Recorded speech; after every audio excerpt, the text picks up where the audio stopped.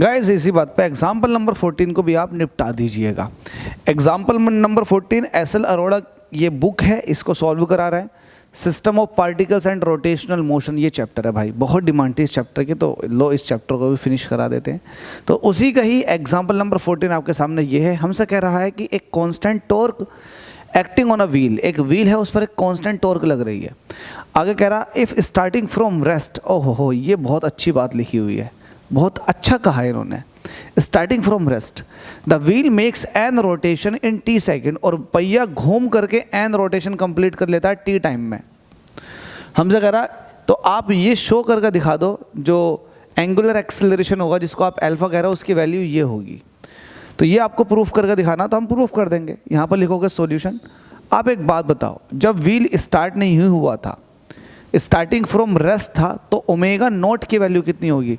आप कहेंगे since wheel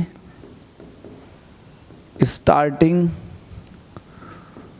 from rest, ठीक है, तब आपका ओमेगा नॉट जो हो जाएगा वो 0 हो जाएगा, 0 रेडियन पर सेकेंड, ठीक है। अब व्हील जो है वो टी टाइम में n चक्कर कंप्लीट कर लेता। तो मुझे एक बात बताओ, एक चक्कर कंप्लीट करने में कितना एंगुलर डिस्प्लेसमेंट होगा? 2 पाई। 2 चक्कर में 2 इंटू 2 पाई, 3 चक्कर में 3 इंटू 2 पाई, तो n चक्कर में कितना होगा? n इंटू 2 पाई। तो मैं ये वाली बात ऐसे कह सकता हूँ, एंगुलर डिस्प्लेसमेंट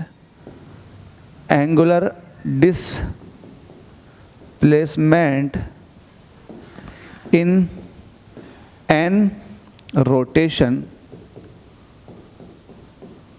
ठीक है। तो ये कितना हो जाएगा? n इंटू 2 पाई। बस खत्म, ऐसे रहने दो। तब आप कहेंगे, देन आपने एक इक्वेशन पढ़ रखी है, क्या पढ़ लगा? थीटा इज इक्वल टू, ये होता है ओमेगा नॉट टी प्लस के हाफ अल्फा टी स्क्वायर। ये इक्वेशन इसलिए यूज़ की जा रही है ताकि आप अल्फा को बता सको। थीटा की वैल्यू कितनी आ गई आपके पास? एंगुलर डिस्प्लेसमेंट, जिसको आप थीटा कहते हो ना, थीटा की वैल्यू आपके पास आ चुकी है 2 पाई n।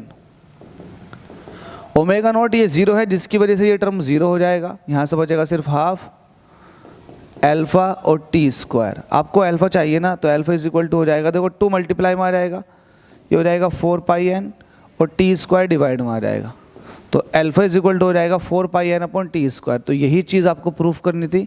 तो आप कह सकते हैं HP का लैपटॉप नहीं, ये ना तो ये ह्यूलेट पैकर्ड है, ये हेंस प्रूव्ड है। तो ये आपका प्रूव्ड हो चुका है। तो एग्जाम्पल नंबर 14 भी आपको क्रिस्टल क्लियर हो जाना चाहिए। डाउट है तो बता दें यार, मैं कोशिश करूँगा कि और अच्छा बता दूँ आपको। Thank you.